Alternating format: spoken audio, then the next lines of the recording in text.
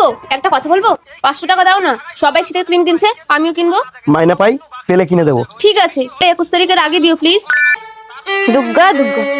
কি গো, অফিস যাচ্ছ? না, বিয়ে বাড়ি যাচ্ছি। 500 টাকা দিয়ে বলেছিলে, দাও। অদ্ভুত তো, কিছুদিন আগেই তো বললাম মাইনে পাইনি, পেলে নিশ্চয়ই দিয়ে দেবো। 100 টাকা আগে থেকেই বলে দিয়েছি। আজকে 21 তারিখ, অফিসে সেমিনার আছে। আজকে 21 তারিখ? ঠিক আছে, আমি যাওয়ার আগে অফিসটা রেডি দেখতে চাই। কি গো, বলছি অফিস যাওয়ার আগে যদি 500 টাকাটা দিতে। আরে সারাক্ষণ খালি টাকার জন্য খ্যাচখ্যাচ করো কেন বলো তো? টাকা ছাড়া কি কিছু বোঝো না? তোমাকে তো আমি বলেইছিলাম আমার 500 টাকা লাগবে, একটা শীতের ক্রিম কিনবো। আচ্ছা, 500 টাকা চেয়েছিলে না?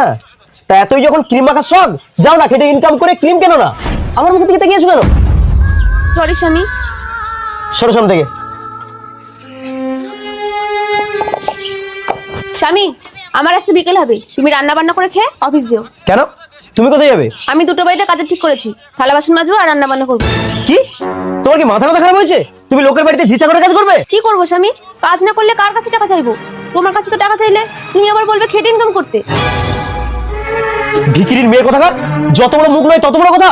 তুই আমার কথার প্রতিশোধ নিচ্ছিস? চুপ, একদম চুপ। কাকে তুমি ভিখারির মেয়ে বলে? হ্যাঁ, কত টাকা ইনকাম করো তুমি? তোমার সংসারে পরে পরে যতটা পরিমাণ পরিশ্রম করেছি তার মানে দাও দেখি।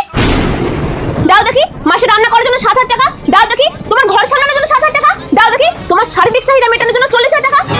কত টাকা ইনকাম করো? হ্যাঁ, মাসে তো মাত্র 20,000 টাকা ইনকাম করো। আমি যদি মনে করি না তোমাদের বেশি টাকা ইনকাম করে আমি দেখাতে পারি। আমার বাবা গরিব ঠিকই, আমার বাবা ভ্যান চালায় ঠিকই, কিন্তু তোমার মতো না, টাকা চাইবার আগেই আমাকে দিয়ে দিত। সরি বউ, প্লিজ আমাকে তুমি ক্ষমা করো।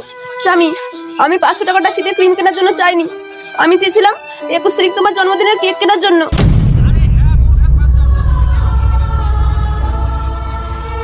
বন্ধুরা, একটি সংসারকে সুন্দরভাবে সজ্জিত করার জন্য একটি বউ অনেক বেশি পরিশ্রম করে। তাই প্রত্যেকটি স্বামীর উচিত তার বউকে সম্পূর্ণভাবে সম্মান করার। ধন্যবাদ।